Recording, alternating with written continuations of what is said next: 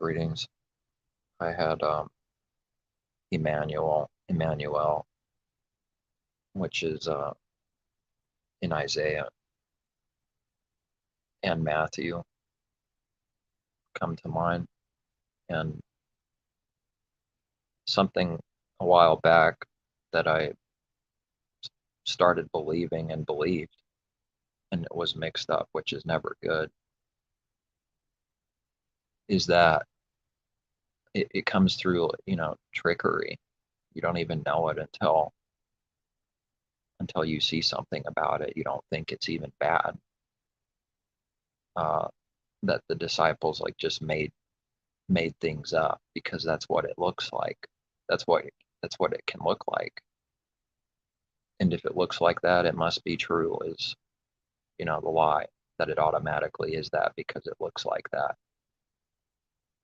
which is an example of, there's other examples, but this is just one example of what this is, the Immanuel prophecy, Elohim with us, which right there, right away, someone can say, and they do say in this world, often what this means is Immanuel with us, or is Elohim with us, Immanuel, meaning the Creator himself is standing right there with us. But that's how deception works, because I believe that there's almost always some kind of truth in a lie to make it deceiving. That's what's deceiving about it. And it sounds good, looks good, all those things to make someone wise. Because it sounds like, well, if Messiah is Immanuel, and it means Elohim is with us, that is the Creator. Messiah is the Creator. Elohim is with us. God, the Creator, is with us. What's the truth that has some kind of truth in this twisted thing? Is that the Father is with the people through Messiah, because the Father's Spirit is in Messiah, and that is the Father being with his people, Messiah right there. And they didn't believe. All those that didn't believe, they didn't believe that. They took it as Messiah is the Creator, and all pride, even asking, are you God? Are you Elohim? I'm not sure what verse that's in right now. Is it in John? Maybe. I don't remember exactly where it's at when they did this. Because when he says he's a son of Elohim, that's what they're supposed to be, aren't they? They're claiming to believe. And for answering truthfully what they ask him, he's now the Creator, and all pride, meaning he's God, Elohim, out of evil, they're saying. Now he's evil for answering our question truthfully. Are you the son of Elohim? They didn't know what a son of Elohim is. And the works prove it. And here's, how the works prove it. Because there is no evil in that. That's what they're supposed to be. Because they claim to believe. And if they say that's evil, which they proved by their works that that's evil and wicked, because Messiah he doesn't lie, son of Elohim, the son of Elohim. When he acknowledges that truth, they rage. They hate him. They say, what are you, God? And they count it as pride for evil. They think he's prideful and wicked. Are they themselves God, the Creator? And that's why they accuse someone of being what they are, to try to hide and make it look like they're not that. Once this trick is seen, it's the same with everything that I can see. It comes in many different forms, but the heart is doing the same cover and trick. It's the only best way to hide through evil is to falsely accuse someone being of exactly what you are yourself, is how you hide and make it look like you're not that. If someone can picture what that is now, and that's no good, that's evil, and someone's lying. And now the Pharisees are God in their own mind through actual real pride in the heart by accusing Messiah of being what they are, and then they make themselves look like they're not that because they make it look like they hate pride by accusing someone else of being prideful and evil. But where the sin is that they falsely accuse and they don't have any discernment and that they're actually lying. That's why what they did is evil. If it was true, it wouldn't be as evil, but if they still did it with an evil heart, it would still be evil. So then, if someone can picture what that looks like in someone's mind, what that'll create for thoughts and beliefs about someone or something, after that's done, when Messiah speaks the truth, it looks just like the lie and no different. It looks like he's accusing someone of being what he is. That's all the enemy will see, because it looks like that. It looks the same as the evil.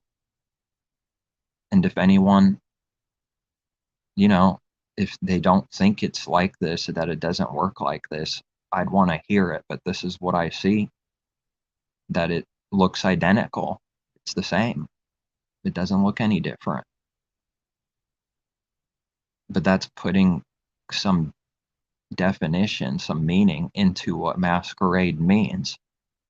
That's what masquerading is, to make itself look like something and as close as possible. And evil already just knows how to do that. It doesn't have to think. We don't have to think. If we just work of ourselves, we'll just know how to do evil. It's the truth. Don't even have to. The thoughts already happen instantly because someone just knows how to do evil already, because that's all we've ever done. I know that's all I've ever done. And then now it's a war not to do that. It's a constant watching not to do that. And when we see we do that, then it's like a destruction. It's like a humbling, because then you see that you do what you hate for real and yet still doing it. And that's what the apostle speaks of. He's not justifying sin. He's speaking about how it works and who he really is, which is a wretched sinner. He's no better. And if someone doesn't understand that, they'll, like I've seen so much proof of, use those words that we read of the apostle, for example, and say that he's wicked and evil, that he's not a believer at all because he acknowledges that he's a wretched sinner. Who can help me? What can happen now? Woe is me. Who can help me? Well, he answers who can help him after that, but they don't. Obviously someone attacking the truth like that doesn't understand those words and what they mean. They can't, because they just attack the truth, the only truth there is, that nobody is good, not even one is righteous. That includes self, everybody in the world. It includes them and me. And the apostle is acknowledging that truth, because now fighting against evil, watching out for evil, which there was nothing to watch before. You just do the evil and you're blind. Then when there's something to watch for, then if you see that you miss the mark, which is sin, then you can see your own self missing the mark. And the Father proves his word is true for self. For self, not others. Self first. And then everyone else too, because it's proving for self over there, over here, out there, that person, this person, but self first. If self never sees that's what it is, how on earth does it know anything and have any truth? How does it do any good if it can't acknowledge the truth at all and has not? So this thing some time back was buying this tricky lying teaching that the disciples just made things up. They grab scripture from the Old Testament and says it's applying now like drunkards. That's what that doctrine really meant. But it doesn't come to you like that. It comes to you through darkness, the doctrine, sly, tricky. They'll never tell you what their heart really believes about that doctrine, but they think they're hiding that evil that's being done. And what they sell is the lie that someone buys, but what it really means in their heart and what someone believes in their heart for buying that is the false evil thing that they try to hide and won't tell you out in the open behind the pulpits or anywhere. Anybody that's doing some kind of evil, it won't want to tell you openly in the light because it's hiding always in the night. And I bought that. Maybe this is already going back, I don't know, 3 years. Lose track of time, where something about this truth started coming to light, which you didn't know much of. And you buy the lie first, the mixed thing, the trick. And from someone, by blindly believing someone and what they say. And when someone's not doing what's right, they get off on you obeying them. That's all that can end up being if it's a lie and not good works, the works Messiah does, which is not getting off on controlling someone, but it will look like that to someone that's blind. It won't look any different than the masquerade for an image, which makes it real difficult. I mean, so someone says, well, who can you trust? Who can you believe? No one. That's the point. That's what we were already doing first, is literally trusting man with our heart, wanting to. And people take advantage of people that are weak and want to trust someone like that, which is sin, but they make themselves look good for wanting to trust someone. We trust in humanity. Come on, we have to trust in some people. This restores my hope in humanity. Something happens, some situation happens, and you hear it somewhere.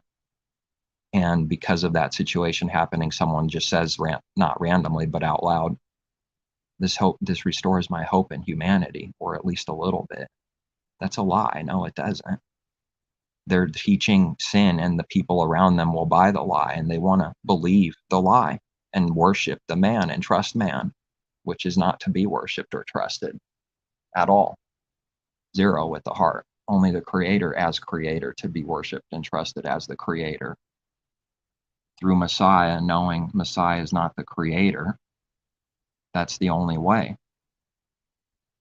And someone will get blinded and judged for worshiping a man. They'll go blind and buy more lies because of doing that. We need to know that.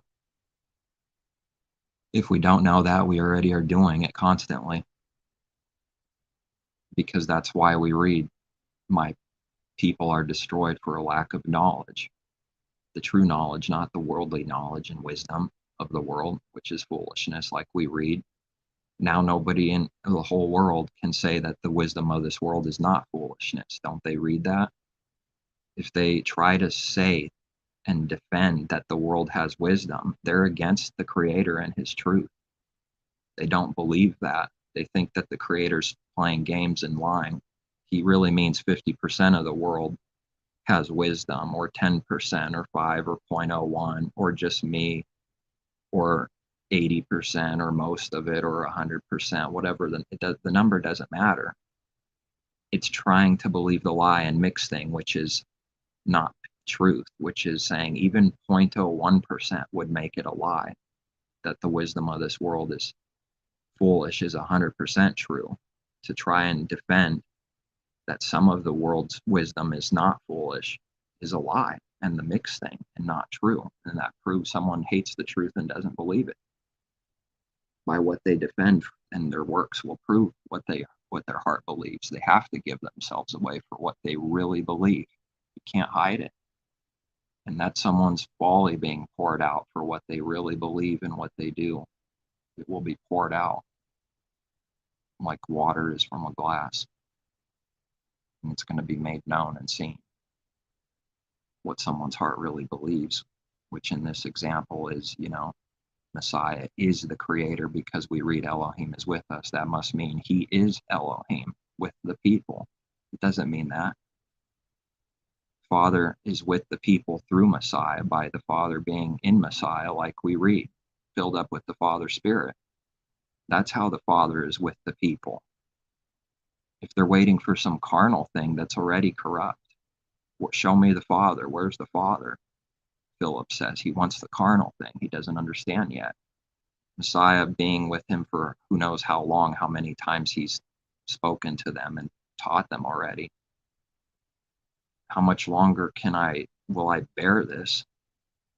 How much haven't I been with you so long?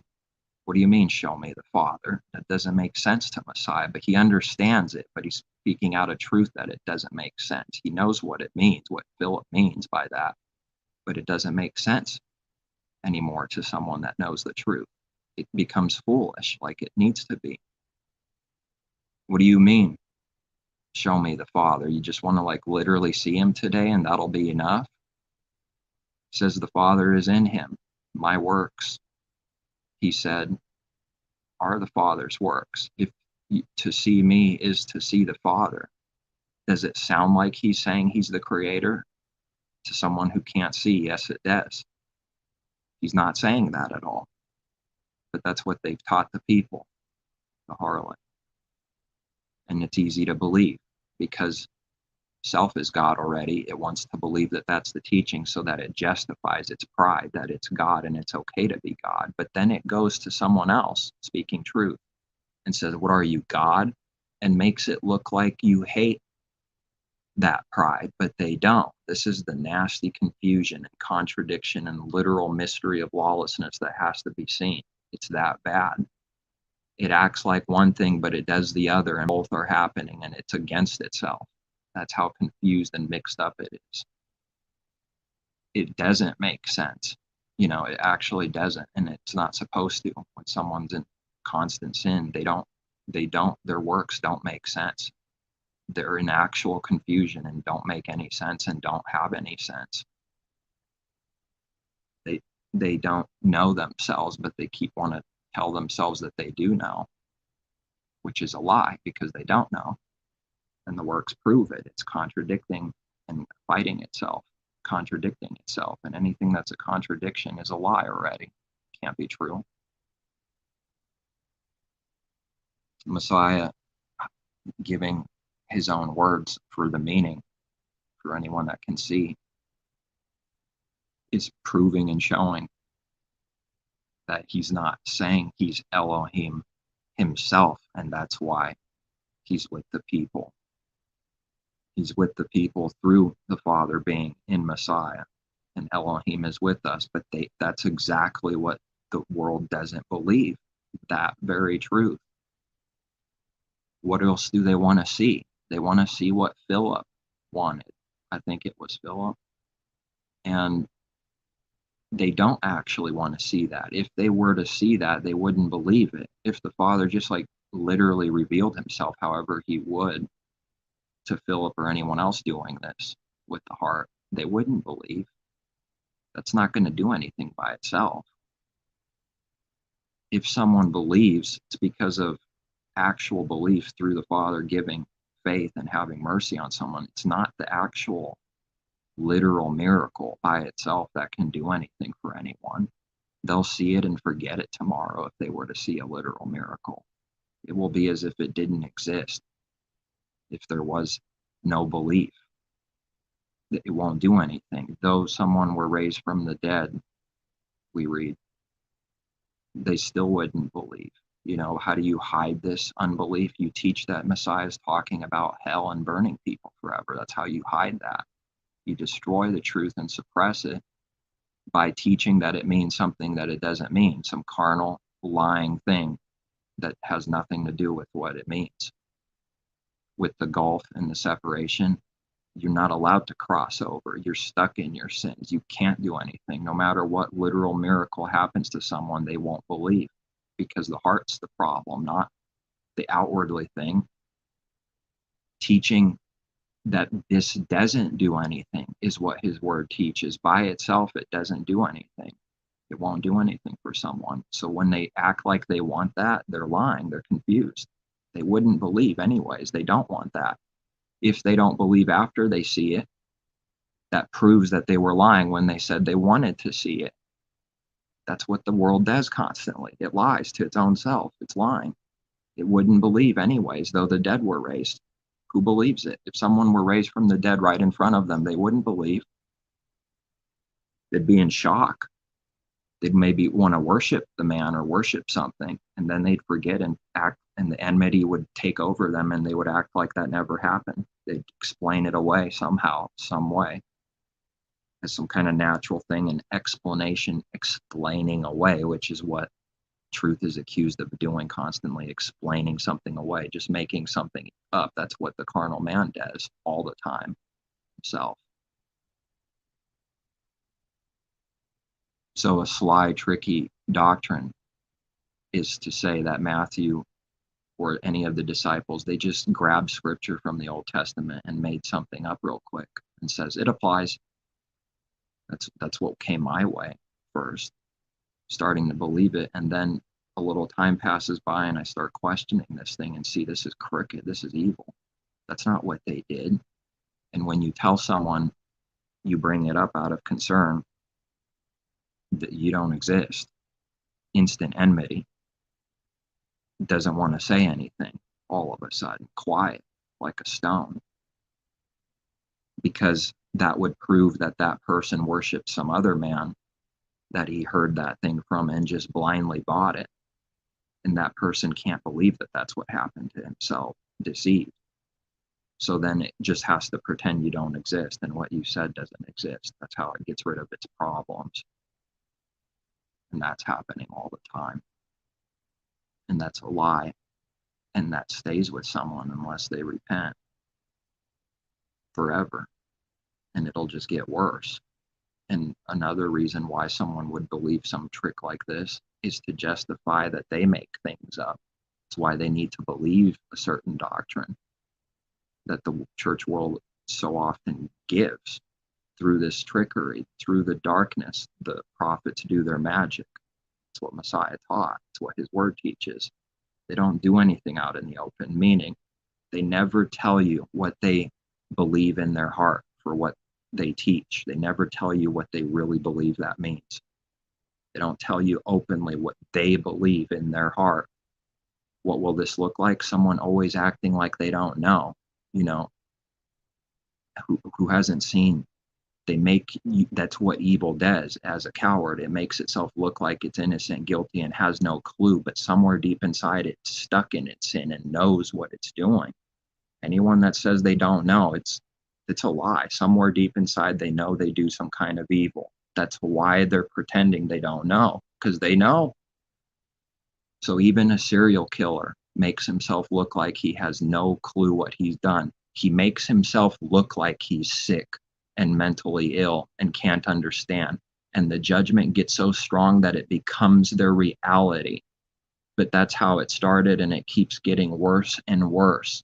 And they're literally stuck in their sins is what someone's watching. That's what I want to bring out. Someone is watching the judgment of unable to come out of their lies. It's powerful. It makes itself look like it doesn't know, because that is its only escape, is to be in the delusion it is. It needs to worship its image so strongly that it needs to desperately look like something to you to make it look like they're innocent, that they're not doing any evil, and have no clue. I don't know what I did with my wife and children. I have no clue. That's what it's going to do first, isn't it? And it gets worse and worse, and someone gets mentally ill, and then they give you some diseases that they have and say these people are mental, write them off. No, they're under strong judgment. They all knew what they were doing for evil, and they got worse and worse and couldn't come out of it until they have to believe their new life and story and lie, where it's now better for them to be in a mental institution. That's how much it worships itself and cannot speak truth to its own self and cannot bear what it's done. It needs to believe that it's mental, and so that becomes their reality. They're mental. It doesn't work like this world saying it works. That's what I'm trying to bring out strongly. It's not working like the world thinks it works. There is a difference between someone that is like literally slow, and if they were like born like this, and this is a separate thing. I'm talking about someone that was in the world doing things, and then this is what happens to them later. It's the same thing. Their delusion has become their reality on another level. Therefore, it needs to believe its lie, because if it breaks its delusion, it's exposed. It was already exposed. It's already exposed, and all the works prove it. But it thinks that it sold the lie and everyone's buying it. And so someone gets stuck in whatever condition they're in when it gets real bad like that. They need to believe their story. How much have they shown this in movies? Which is like, you learn things about this and that, and maybe focus on something for a little while until we have some kind of understanding on it. Because if we don't, we're already doing those works. And then you can just see that it's no good. None of it is any good that man does.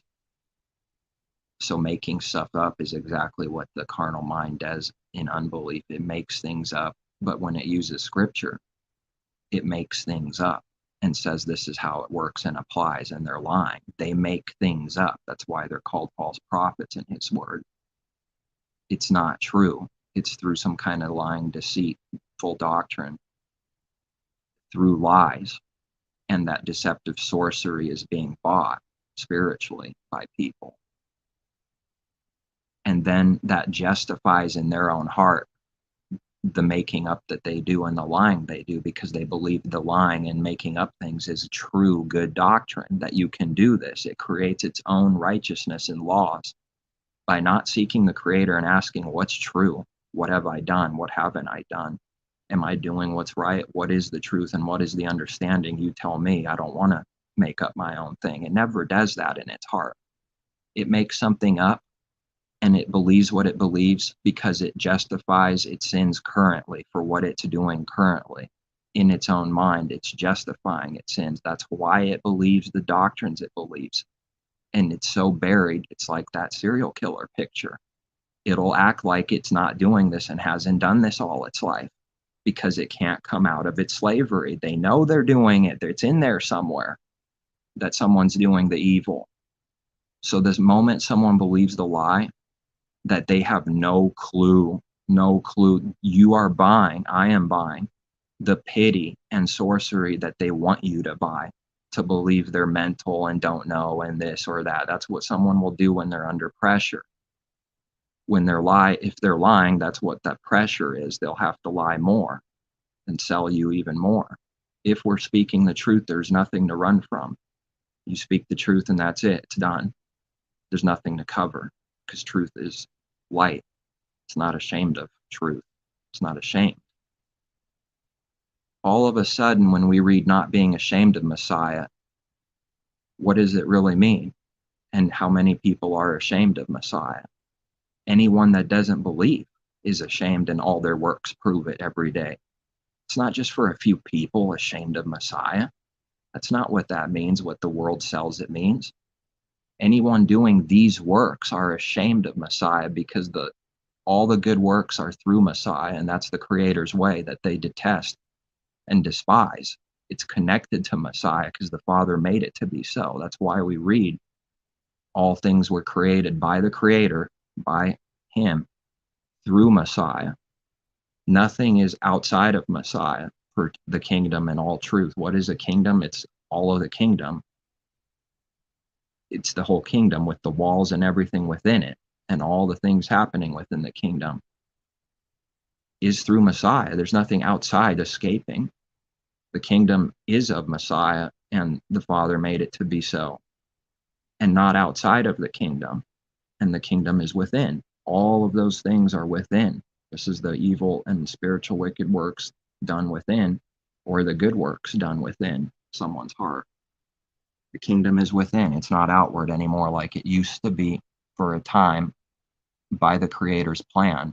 Carnal Jerusalem, outwardly only focusing and allowing the outward thing and fake thing, which is the image of the beast, until that time where the kingdom was within, starting with Messiah, the firstborn of the new creation, not the old creation, which is Adam.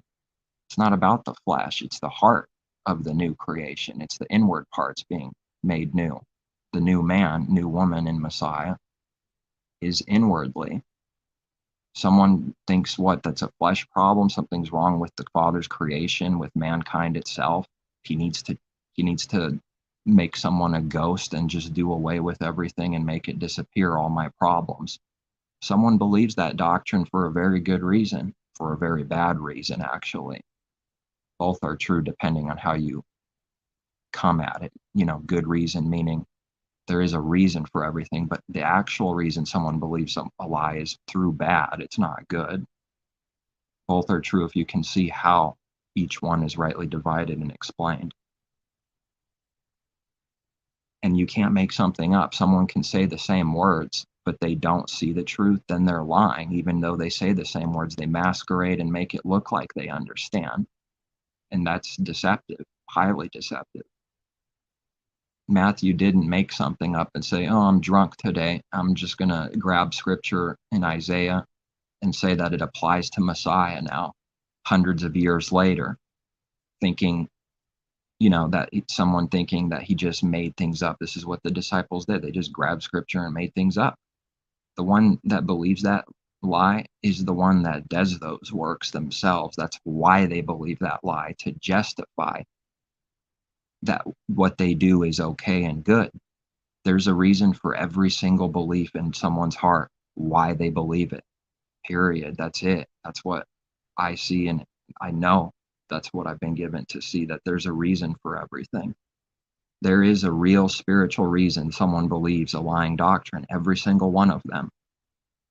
And once it's discerned, that's the very thing someone's hiding and running from, and they will be like that serial killer picture and will not be able to come out of their lie, staring someone right in their face and watching them be stuck in the Father's judgment and cannot acknowledge the truth and come out of their lie. But somewhere deep inside, there's wrath.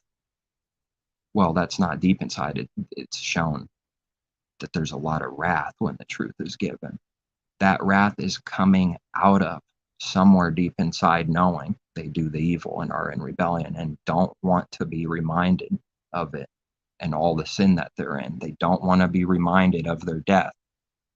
That's why they show in the movie so often someone believes a book and they love that story in the book because it's fake. It's not real. It's not reality. Even if there's things that, people do in the book that are like daily things, that's not the point. The story itself that they're reading from that book is not real.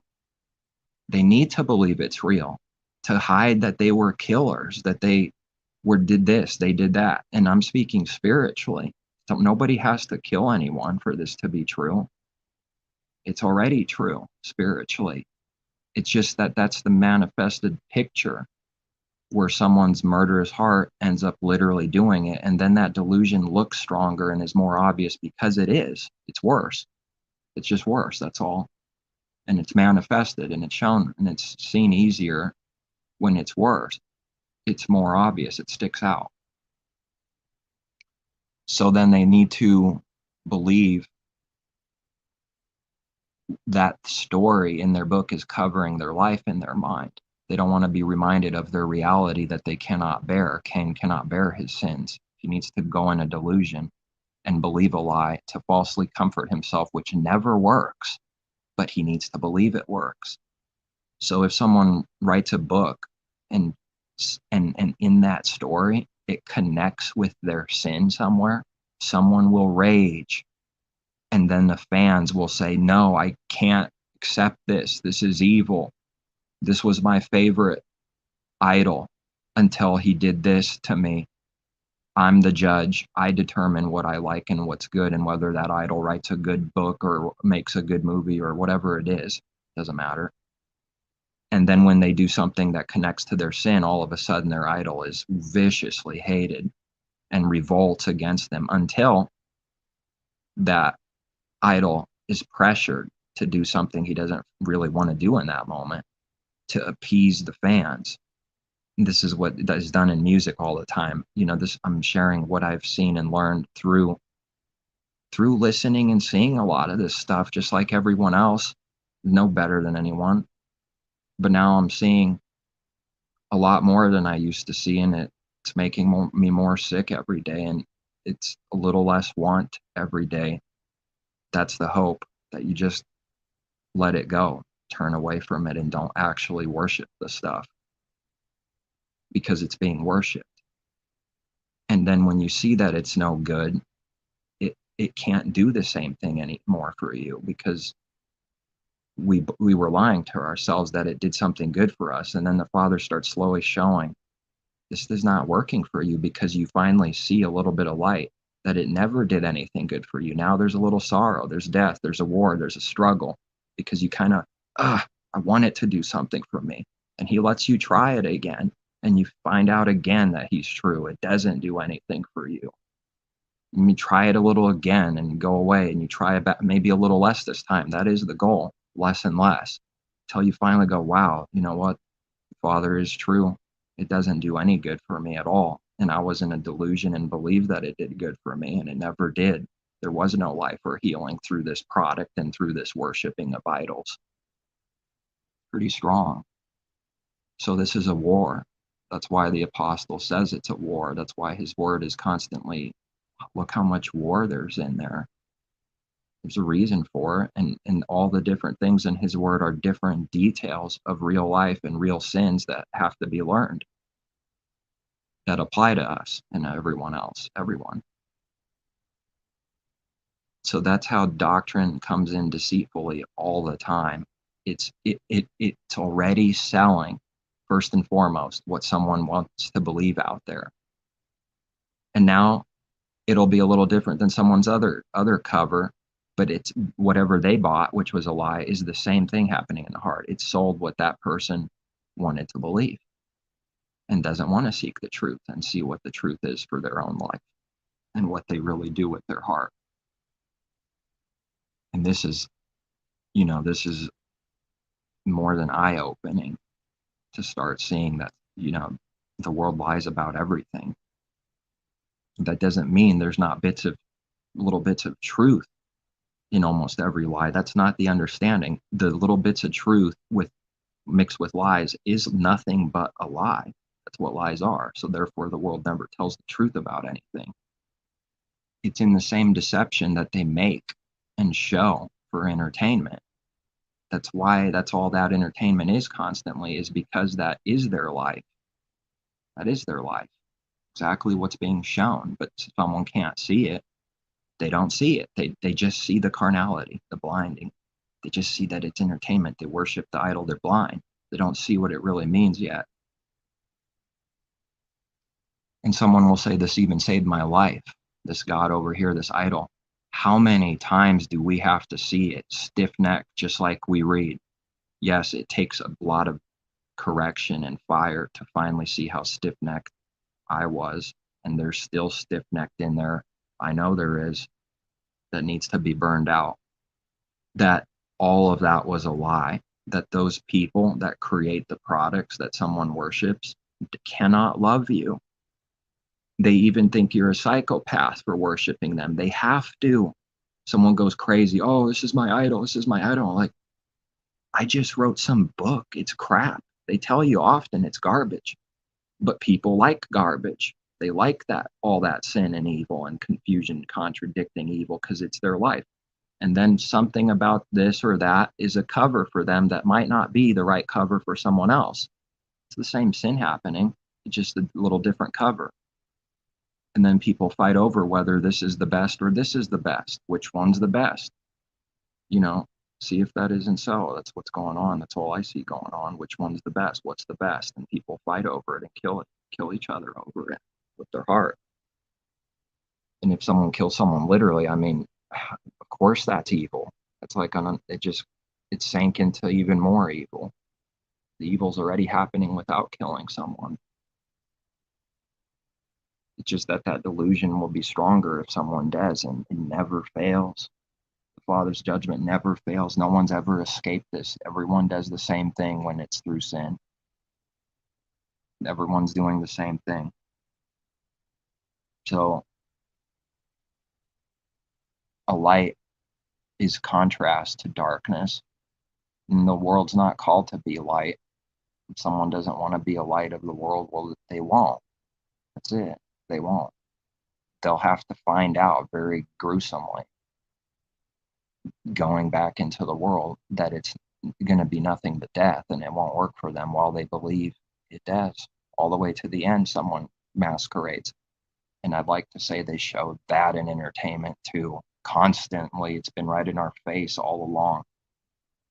Even while someone's dying, they try to say they love you. After all that evil, 2 minutes ago, they tried to kill that person in entertainment.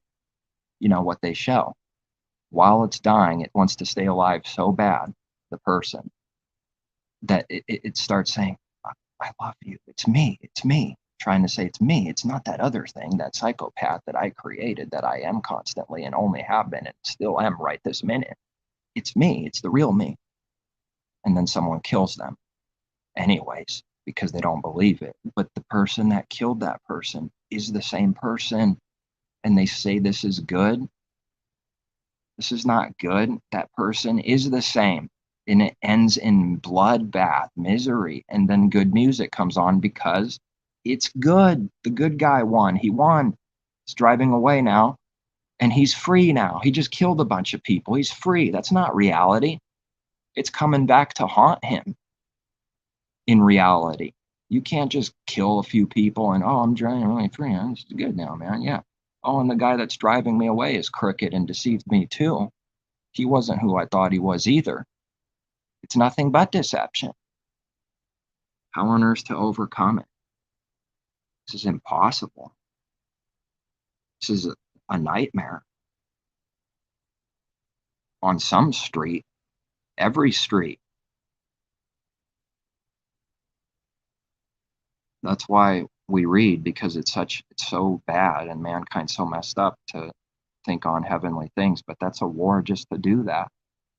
How is someone going to be able to do that without the Father's help, to think on heavenly things when not everything around them is a lie and evil? How? Well, there is a way, but I'm just trying to bring out the difficulty in it. I'm not trying to say there's no hope. That's an evil, contradicting lie. It's just to bring out the difficulty. Difficult. Makes you shiver inside. And it's a weird kind of shiver. A freaky kind of shiver that's just necessary. It makes you puke because there's nothing good in sight. It's a barren wasteland and desert. It really is like what we read. Where's life? I don't see any life around here. And when Moses is given to do something, he thinks he did it. That's a massive sin. It's so sin, it'll keep you from entering the kingdom for thinking we do the works. That is the sin and pride, that I am God, I do the works because I made water come out of the rock. I did this. That's why Moses doesn't enter the promised land. For our admonition, we won't enter the kingdom. We'll be booted out. And that's just to bring this out, bring out the sin. For thinking that the good that was done is coming from us is a massive sin. Massive. It's what self-righteousness is to think that the good that's being done is from ourselves. That is what the world is deceived about. Just that, exactly that. Enough to keep you out of the kingdom? Well, that's a pretty big deal. What else is there now? Death. It's a pretty big deal. Keep out of the promised land, the kingdom. That one thing will do it. That's enough, because that is everything. That is the lesson. That is the massive sin and pride and self-righteousness, to think we're doing it ourselves. So then how can someone believe when they see Moses and it looks like he did it? How will they believe that? He'll look like an insane person saying the Father's doing the works through me. That's the picture to see. how the Father does the spiritual good works through Messiah that won't be believed by the world because it's going to look insane and evil and prideful to them. If someone thinks it can look another way, I'm listening. I'll hear it out, but if it's a lie, it's going to be exposed. Someone has to prove it, though. They can't just say the words. Prove how that's true. Prove how it can look any other way. Can it look any other way? Prove it if it can. Oh, that would be nice. Not to speak out of rebellion, but out of the difficulty. Oh, yeah, that'd be nice. Yeah, I wish there was another way. That would be nice. Is there another way? Well, Messiah prayed for another way. There isn't. Even saying, if there is another way, show me. Take this cup from me, this judgment that he's feeding Messiah, the good, true judgment, which is difficult. There is no other way. And someone can go out and try all the wide gateways. Next thing you know, someone's life is taken because there is no promise for unbelievers. One day they're there and one day they're not. That could happen to anyone at any time, but there is a promise and a hope and an expectation for believers that the Father wouldn't do something like that to them without any warning, because we read, he does nothing unless he warns his servants, the prophets. That's taught in his word, and it's in Revelation. Not just in Revelation. That's why I say in his word and in Revelation. He doesn't do anything. Or maybe that those words are not specifically like that in Revelation. I'm not 100% right now, but that teaching's in there. That's a good promise. That's an expectation, a hope that he does nothing without warning his servants, the prophets. Who are his servants? The prophets. Anyone that's not a servant is no prophet, and anyone that's not a prophet is no servant. They're not a believer. That's how big deal that is. They're one. How can someone be the one without being the other? All his people are servants and prophets, but there's different things taught about it. Kings, servants, prophets, messengers, these are all one spiritually. But that's how they're manifested and shown individually for what purpose each thing is. This is the purpose of a messenger. This is the purpose of a king and what he does. This is the purpose of a judge. This is the purpose of a servant. This is the purpose of a prophet. They're all one in spirit. We're to be all of them. All are one. Messiah is not just the prophet. He's a servant. He's not just the servant. He's a king. He's not just the king. He's a messenger, a true messenger. He's not just the messenger. He's a judge. He's not just the judge, and for anything else that can be named. How can someone deny it? He's all those things. That's what everyone has to become, all of these good things. Not out of pride, because there is no other way. These are the only good things. There's no other good. I'm just going to, since I'm right next to it, I don't know. Let's see what happens. Just open up to 7. Now after these things, in the reign of king of Ezra, the son of. Okay, looks like we landed on genealogy. He was a skilled scribe in the law of Moses, which Jehovah Elohim of Israel had given. Well, there is something right there. Who gave it? Did Moses give it? Well, he did, but it was given to him to give. The king granted him all his requests according to the hand of Jehovah his Elohim upon him. Well, that's a good promise and hope. Granted all his requests.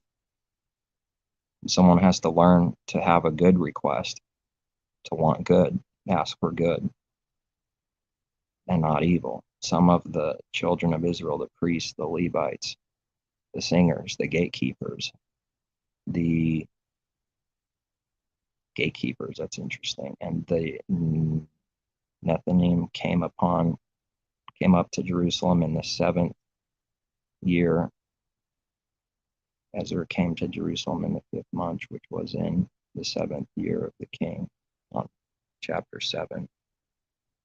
On the first day of the 1st month, he began his journey from Babylon. And on the first day of the 5th month, he came to Jerusalem, according to the good hand of his Elohim upon him. Is there anything that happens to his people apart from the Creator? For Ezra had prepared his heart to seek the law of Jehovah and to do it, and to teach statutes and ordinances in Israel. This is a copy of the letter that the king, however you say that, gave Ezra the priest, the scribe, expert in the words of the commandments of Jehovah and of his statutes to Israel. First, the natural. The Ezra the priest, a scribe of the law of Elohim of heaven, perfect, peace, and so forth.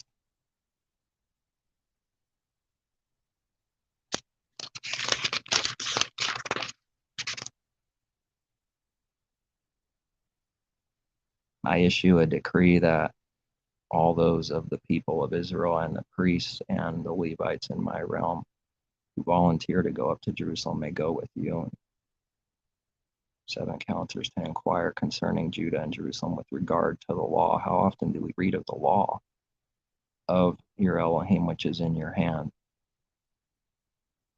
And whereas you are to carry the silver and gold which the king and his counselors have freely offered to Elohim of Israel,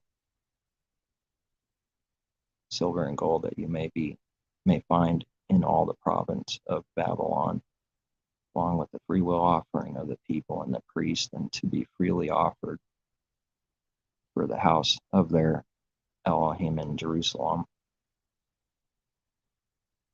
So then we read something about freely doing somewhere in the New Testament. The Father loves a cheerful giver. He has to get us to the point to want to do the good freely. And someone can do all the good they want.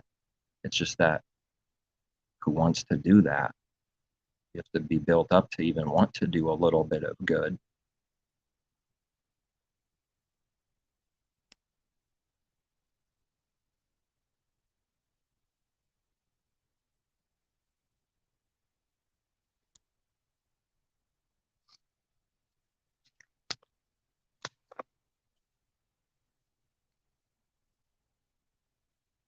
You have carefully followed my doctrine, manner of life, purpose, faith, long-suffering, love, perseverance, persecutions, afflictions, which happened to me at Antioch. What persecutions I endured, and out of them all Jehovah delivered me. Yes, and all who desire to live godly, Elohimly in Messiah, Yehoshua, will suffer persecution, but evil men and impostors will grow worse and worse, deceiving and being deceived, but you must continue in the things which you have learned and been assured of, knowing from whom you have learned them, and that from childhood you have known the holy set apart scriptures, which are able to make you wise for salvation through faith, not that by itself, which is in Messiah. All scripture is given by inspiration of Elohim and is profitable for doctrine, for reproof, for correction, for instruction in righteousness, that the man of Elohim may be complete, thoroughly equipped for every good work. Wow, that's a lot. For every good work, thoroughly equipped and made complete and perfect.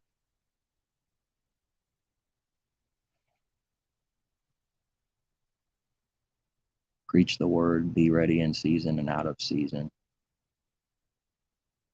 Convince, rebuke, exhort with all long suffering and teaching, for the time will come when they will not endure. Which, speaking of the deceptive doctrines earlier, just opened up to Timothy here, 2 Timothy. Yes, that time is very, very bad now. Not as if these words weren't true, though, when they were written. They were. But according to their own or self desires, because they have itching ears, wanting to hear what they want to hear from their own heart, they will heap up for themselves. For who? Themselves. They decide and judge who this is and who's good and who's bad.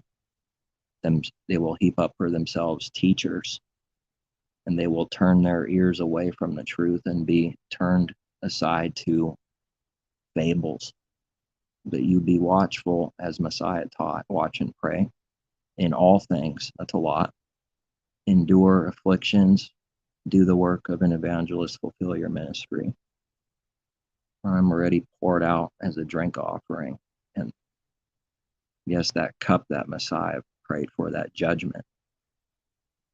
And now he's speaking something about maybe his end here, poured out as a drink offering. And the time of my departure is at hand. I have fought the good fight and finished the race, kept the faith. Finally, there is laid up for me the crown of righteousness, which is the master, the righteous judge, who will give me to me on that day, no earlier, and not to me only, but also to all, that's a lot, who have loved his appearing. Speaking out of it already being done, like that's what will be true. They loved his appearing, but it's not so yet. It's not finished yet, these very words fully. Be diligent to come to me quickly, for Demas has forsaken me, having loved this present world, and has departed. Thessalonica.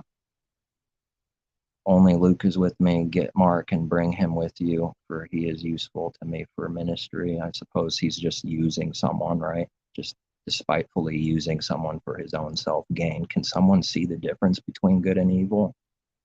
I have to ask for it. Bring the cloak that I had left when you come, and the books, especially the parchments. Alexander the coppersmith did me much harm. May Jehovah repay him according to his works. Well, there's the only right thing to do. May the Father repay and revenge, because vengeance is mine, we read, he says, not ours. You also, which they teach only in entertainment, you also must beware of him, for he has greatly resisted our words. At my first offense, no one stood with me, but all forsook me. May it not be charged against them. But the Master stood with me and strengthened me, so that the message might be preached fully through me, and that all the Gentiles might hear. Also, I was delivered out of the mouth of the lion. Well, we read about that with the lions. He's talking about the spiritual reality and war of what those words always meant for us to learn. Might sound like a liar if he didn't actually get delivered from literal lions. Who are the lions? People. And the Master will deliver me from every evil work and preserve me for his heavenly kingdom. To him be glory forever and ever. Amen. Amen.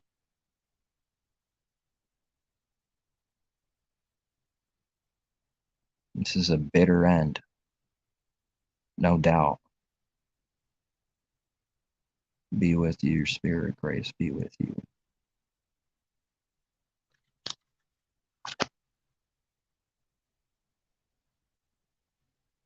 Hear the word of Jehovah, you children of Israel, for Jehovah brings a charge against the inhabitants of the land. There is no truth or mercy or knowledge of Elohim in the land.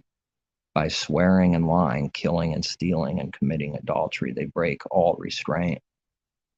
With bloodshed upon bloodshed, therefore the land will mourn, and everyone who dwells there will waste away. With the beasts of the field, the birds of the air, even the fish of the sea will be taken away.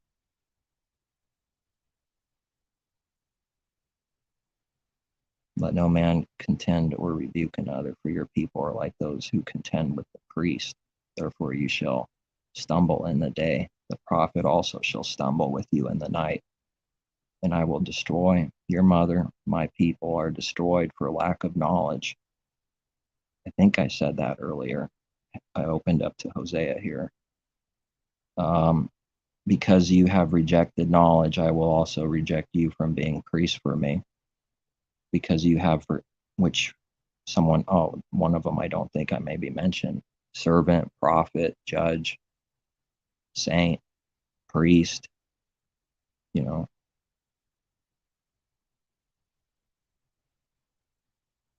Where was I? Because you have forgotten the law of your Elohim. There's law again. I will also forget your children. The more they increase, the more they sinned against me. I will change their glory into shame. They eat up the sin of my people and set their heart on their iniquity, and it shall be like people, like priests. So I will punish them for their ways and reward them for their deeds.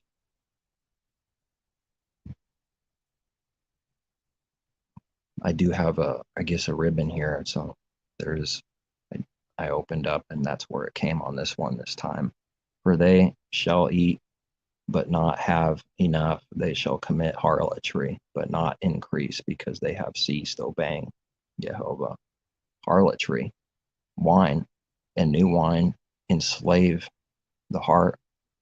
My people ask counsel from their wooden idols, and their staff informs them. For the spirit of harlotry has caused them to stray, and they have played the harlot against their Elohim. They offer sacrifices on the mountaintops and burn incense on the hills, under oaks, poplars, and terebinths. Don't know what that is right now, because their shade is good.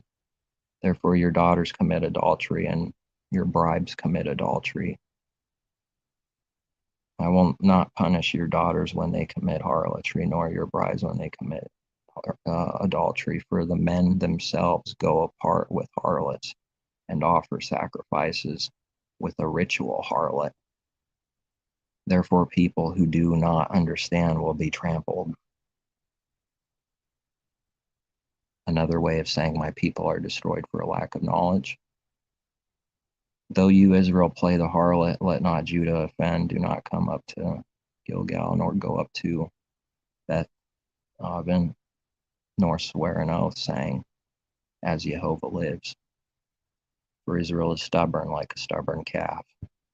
Now Jehovah will let them forage like a lamb in open country. Ephraim is joined to idols, let him alone. Their drink is rebellion. They commit harlotry continually. Her rulers dearly love dishonor.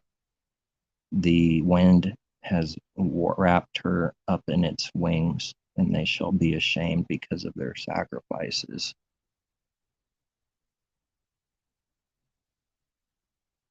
Strong words. I think that might be it. Oh, I guess I'm back to Ezra 7. Okay. The end from the beginning from the end. He declares the end from the beginning and the beginning from the end. I guess that's how it'll be. All right, peace, take care, seek truth from above.